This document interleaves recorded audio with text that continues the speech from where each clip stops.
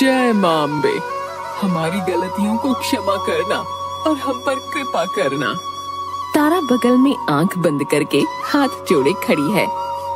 जब माँ प्रणाम करने के लिए झुकती है, तारा एक आंख खोलती है और धीरे से प्रसाद की थाली के लड्डू उठाने लगती है।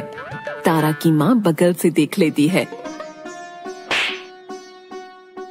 फिर से प्रसाद चोरी करने लगी।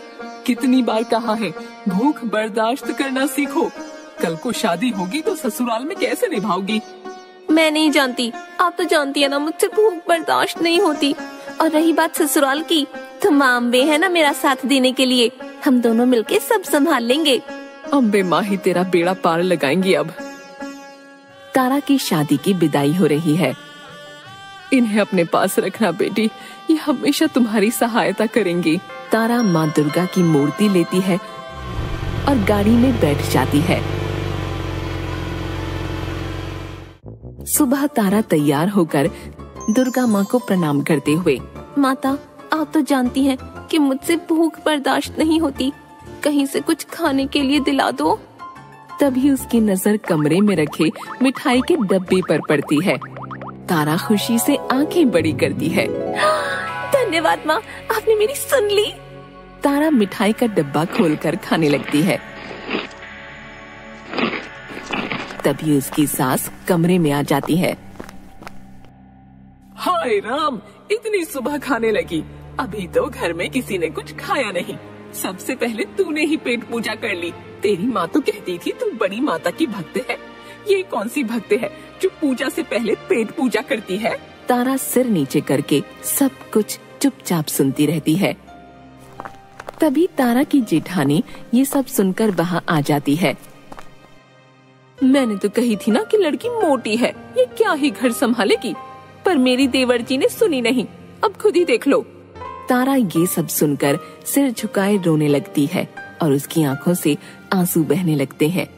इसकी माँ ने तो कहा था कि इसे खाने का शौक है, पर मुझे क्या पता था कि इतनी सुबह से ही शुरू हो जाती है। अब रो क्या रही है, चल नीचे पूजा करने। तारा, उसकी सास और उसकी जेठानी पूजा घर में खड़े हैं। तारा की जेठानी तारा के कान में, देवरानी जी नाश्ता लगने में थोड़ा वक्त बाकी है, इतनी देर भूख रोक लोगी ना? तारा सुनकर चुप खड़ी रहती है।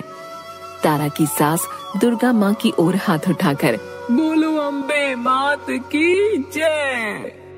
तारा और उसकी जेठानी हाथ जोड़कर प्रणाम करते हैं।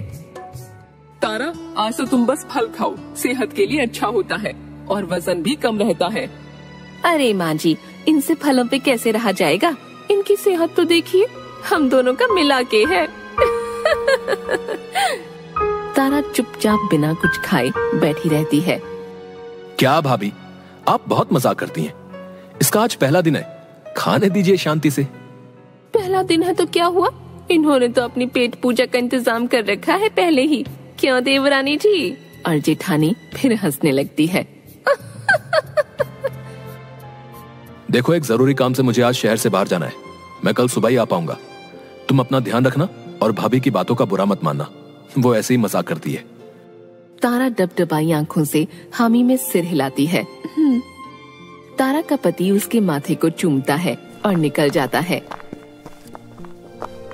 तारा माँ की दी हुई दुर्गा माँ की मूर्ति के आगे बैठकर रो रही है।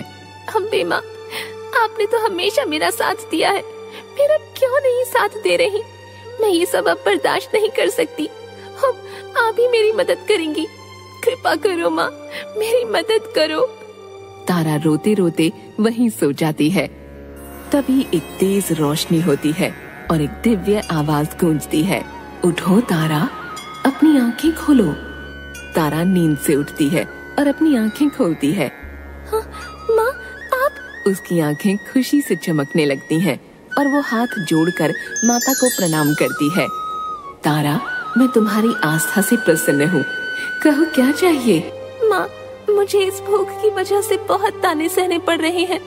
मुझे ऐसी शक्ति दीजिए कि मुझे कभी भूख न लगे और खाने की जरूरत ही न पड़े। मैं बिना कुछ खाए रह सकूं।